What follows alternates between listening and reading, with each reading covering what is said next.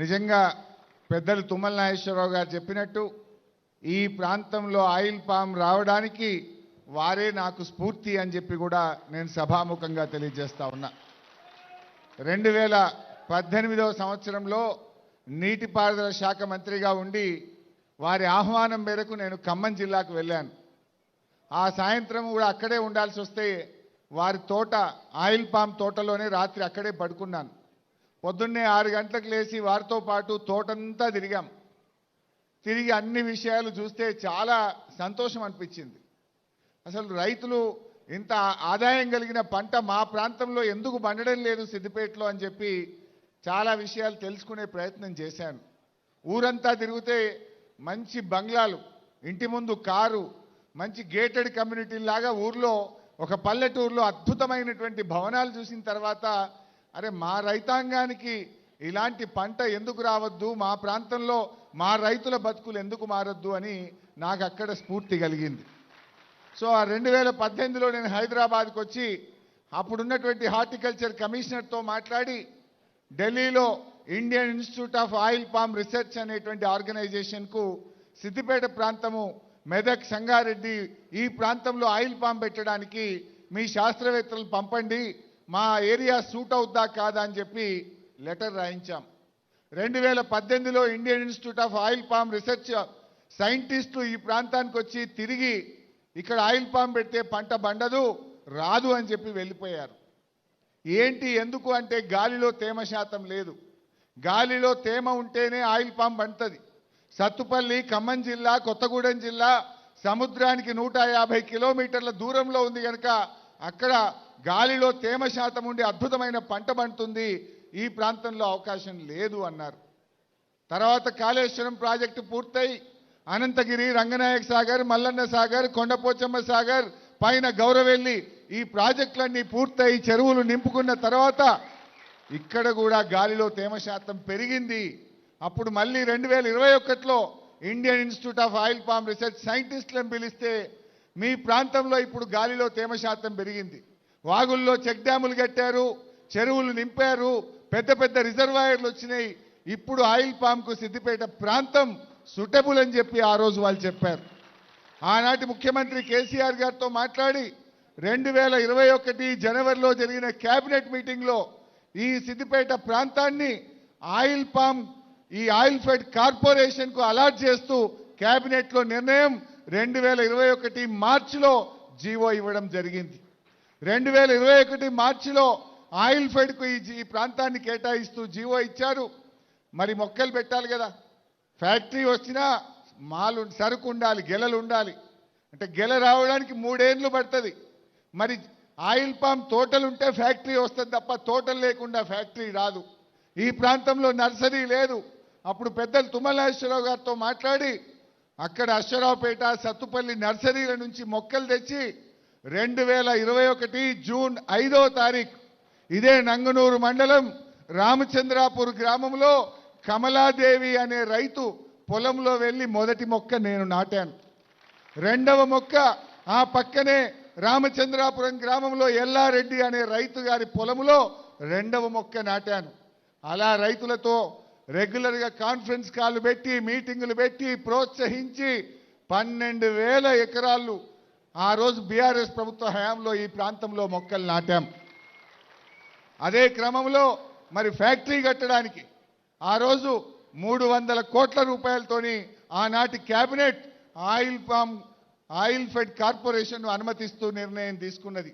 300 కోట్లతో ఇక్కడ అధునాతన టెక్నాలజీ, మలేషియన్ టెక్నాలజీతో కట్టాలని, ఇక్కడే విద్యుత్ ఉత్పత్తి జరగాలని, ప్రతి పొల్యూషన్ ఫ్రీ జీరో లిక్విడ్ డిశ్చార్జ్తో ఈ ప్లాంట్ కట్టాలని, అదేవిధంగా రిఫైనరీ కూడా కట్టాలని ఆ రోజు నిర్ణయం తీసుకోవడం జరిగింది.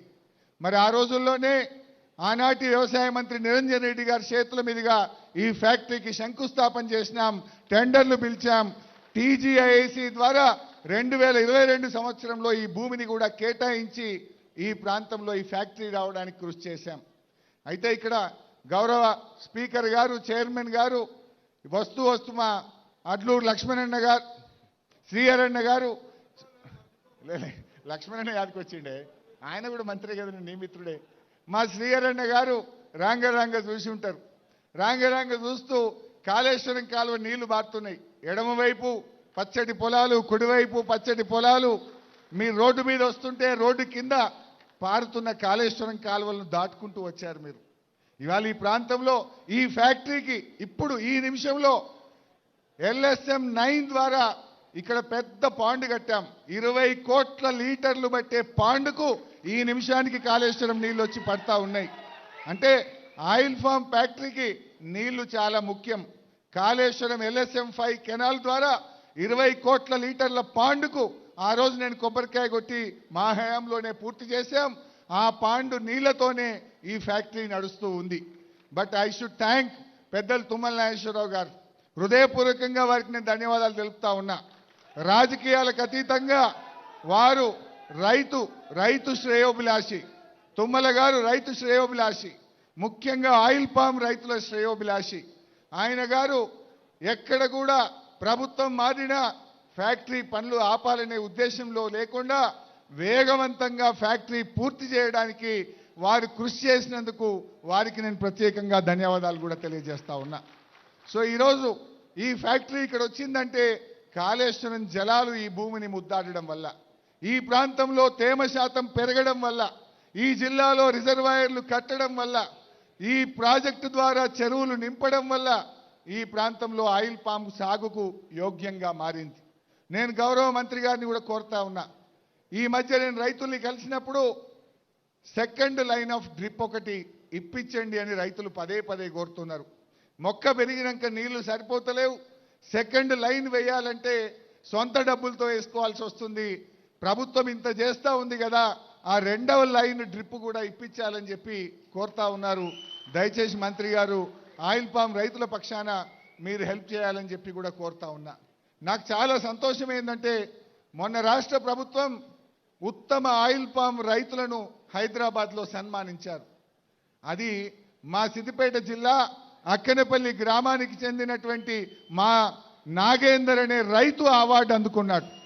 అంటే మా రైతులు అంత అద్భుతంగా పంట పెంచి దిగుబడి సాధించి కొత్త ప్రాంతమైనా కూడా ఆయిల్ పామ్లో ఉత్తమ రైతు అవార్డు అక్కనేపల్లికి చెందిన నాగేందర్ అనేటువంటి రైతు అందుకున్నాడంటే మా వాళ్ళు ఎంత శ్రద్ధగా చేస్తున్నారో.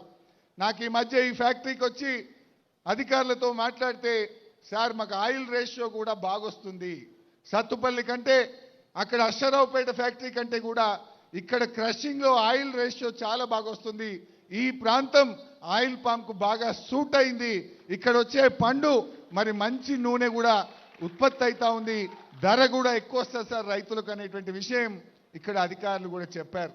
అంటే రైతులకు ఎటువంటి అనుమానాలు పెట్టుకోవాల్సిన అవసరం లేదు. ఈ ప్రాంతం మరి బాగా మంచి పంటలు పండాలని, ఇది ఒక సిద్దిపేట జిల్లాకే కాదు, సిద్దిపేట, జనగామ, కామారెడ్డి, నిర్మల్ ఈ చుట్టుపక్కల 10 జిల్లాల రైతుల పంట ఈ ఫ్యాక్టరీకి రావడం జరుగుతుంది. ఆనాడు కేసీఆర్ గారు మరి ఈ రైతాంగానికి మేలు జరగాలి, అధిక దిగుబడి కలిగిన పంటలు పండాలని 300 కోట్లతో ఈ ఫ్యాక్టరీ ఈ ప్రాంతానికి మంజూరు చేసినందుకు వారికి కూడా నేను ఈ వేదిక నుంచి ధన్యవాదాలు తెలియజేస్తా ఉన్నా. ఏది ఏమైనా గౌరవనీయులు తుమ్మల గారు చెప్పినట్టు అందరం కూడా అవకాశం ఉన్న రైతులు మరి ఈ ఆయిల్ పామ్ సాగును పెద్ద ఎత్తున ప్రోత్సహించండి, మొక్కలు పెట్టండి, అధిక ఆదాయాన్ని పొందండి. అప్పుడప్పుడు నేను అడుగుతుంటే గ్రామాల్లో వెళ్తే కోతులున్నాయి సార్ అంటున్నారు.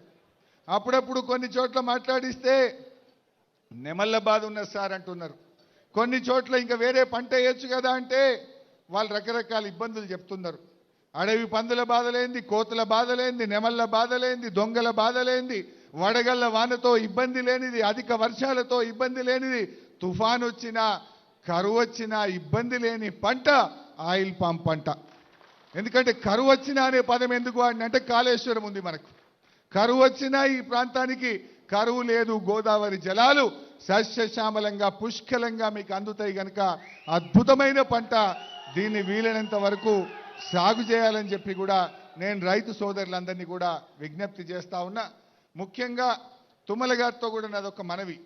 మేము ఆ 2021 జూన్ 5వ తేదీన మొదటి మొక్క పెట్టినప్పటి నుంచి 2023 డిసెంబర్ 7 మా ప్రభుత్వం దిగిపోయే వరకు 12,000 ఎకరాల్లో పంట పెట్టించాను. బట్ ఈ 2 ఏళ్ల 3 నెలల్లో కేవలం 2000 ఎకరాలు మాత్రమే యాడ్ అయింది. ఆ ఫోర్స్ పోయింది, ఆ డైరెక్షన్ మిస్ అవుతా ఉంది. అధికారులు, నేను మా కలెక్టర్లకు, పాత కలెక్టర్ ఇప్పుడున్న కలెక్టర్ కూడా ఎప్పుడు గుర్తు చేస్తూనే ఉంటాను, ప్రోత్సహించండి ప్రోత్సహించండి అని చెప్తున్నా. కానీ ఎంతైనా మేము ప్రతిపక్షమైనాం. ప్రభుత్వంలో ఉన్న మీరు మంత్లీ రివ్యూ తీసుకుంటే కానీ, చీఫ్ సెక్రటరీ రివ్యూ తీసుకుంటే కానీ రైతులకు ప్రోత్సాహం ఇస్తే తప్ప పెరగట్లేదు. ఈ 2 ఏళ్ల 3 నెలల్లో మా జిల్లాలో పెరిగింది 2000 ఎకరాలు మాత్రమే. ఎక్కడో మళ్ళీ ఆ లింక్ మిస్ అయింది, ఆ సీరియస్నెస్ మిస్ అవుతా ఉంది. నా లక్ష్యం అట్లీస్ట్ ఒక 50,000 ఎకరాలు ఈ జిల్లాలో రావాలనేటువంటిది నా కోరిక. వాస్తవానికి ఈరోజు తెలంగాణ రాష్ట్రంలో ఖమ్మం జిల్లా తర్వాత ఇవాళ అత్యధిక ఆయిల్ పామ్ సాగు ఎక్కడ జరుగుతుందంటే అది సిద్దిపేట జిల్లాలో జరుగుతూ ఉంది. ఇది ఇంకా పెరగాలి. ఇంత పెద్ద ఫ్యాక్టరీ కట్టినందుకు, కాళేశ్వరం జలాలు తెచ్చినందుకు నా రైతుకు ఆదాయం వచ్చినప్పుడే దానికి ఒక అర్థం, పరమార్థం. గదే వరి పెడితే, గదే మనము సన్ఫ్లవరో మొక్కజొన్న పెట్టుకుంటే 50,000 60,000 మిగులుతున్నాయి. కానీ 1,50,000 మిగిలే విధంగా, ఎకరాన 2 లక్షలు మిగిలే విధంగా నా రైతుకు మేలైతే నా జన్మకు సార్థకత. నాకు కావాల్సింది అంతకు మించింది ఏం లేదు. అన్నీ చూసాం, ఎమ్మెల్యే చేశాం, మంత్రి చేశాం. కానీ రైతుల కళ్ళల్లో ఆనందం కావాలి. సత్తుపల్లిలో తుమ్మల గారి గ్రామంలో ఏ బంగ్లాలు, ఏ కార్లు అయితే రైతుల ముందు, ఇళ్ల ముందు చూశానో అది నేను బతికుండంగా నా ప్రాంత రైతుల ఇండ్ల ముందు చూడాలన్నదే నా కోరిక. అంతకు మించిన కోరిక ఏం లేదు. సో దయచేసి ఈరోజు ఇంత మంచి కార్యక్రమం మా తుమ్మల గారు ప్రత్యేకంగా నేను అసెంబ్లీలో పిలిచి నువ్వు రావాలి తప్పకుండా అని వారు పర్సనల్గా నన్ను ఆహ్వానించారు. వారంటే నాకు ఎంతో గౌరవం, వారి మీద ఎంతో ప్రేమ ఉంది. అందువల్ల వారికి ఈ కార్యక్రమాన్ని, ఈ ఫ్యాక్టరీని పూర్తి చేసే కార్యక్రమం చేసినందుకు సంతోషం. అదేవిధంగా ఈరోజు ఇక్కడే రిఫైనరీ అంటే పండినాక క్రూడ్ ఆయిల్ మాత్రమే ఈరోజు మన రాష్ట్రంలో వస్తుంది. రిఫైనరీ మన రాష్ట్రంలో ఇప్పటిదాకా లేదు. ప్రైవేట్లో మాత్రమే రిఫైనరీ ఉంది. ఫస్ట్ గవర్నమెంట్ రిఫైనరీ ఆ రోజు మంజూరు చేసుకున్నాం. దాన్ని కొనసాగిస్తూ మరి తుమ్మల గారు ముందుకు తీసుకుపోయినందుకు కూడా వారికి నేను ధన్యవాదాలు తెలియజేస్తా ఉన్నాం. మరి ఇంత మంచి ఫ్యాక్టరీ వచ్చింది, ఇక్కడ ఎంతో మందికి ఉపాధి కూడా దొరుకుతుంది. ఆ రోజు మేము అనుకున్నది దాదాపు ఒక 500 మంది ఇక్కడ పనిచేస్తారు. పరోక్షంగా ఒక 1,500 మందికి లారీలు కానీ, ట్రాన్స్పోర్ట్ కానీ, హమాలీ కానీ రకరకాలుగా మరో 1,500 మందికి ఇక్కడ ఉపాధి దొరుకుతుంది. ఒక 2,000 మందికి ప్రత్యక్షంగా పరోక్షంగా ఈ ప్రాంతంలో ఉపాధి దొరుకుతుందని చెప్పి ఏదైతే కలలు కన్నామో ఆ కలలు నిజమైనందుకు నాకెంతో ఆనందంగా ఉంది. ఈ సందర్భంగా రైతు సోదరులందరికీ నేను శుభాకాంక్షలు, అభినందనలు తెలియజేస్తూ అందరికీ నమస్కారం.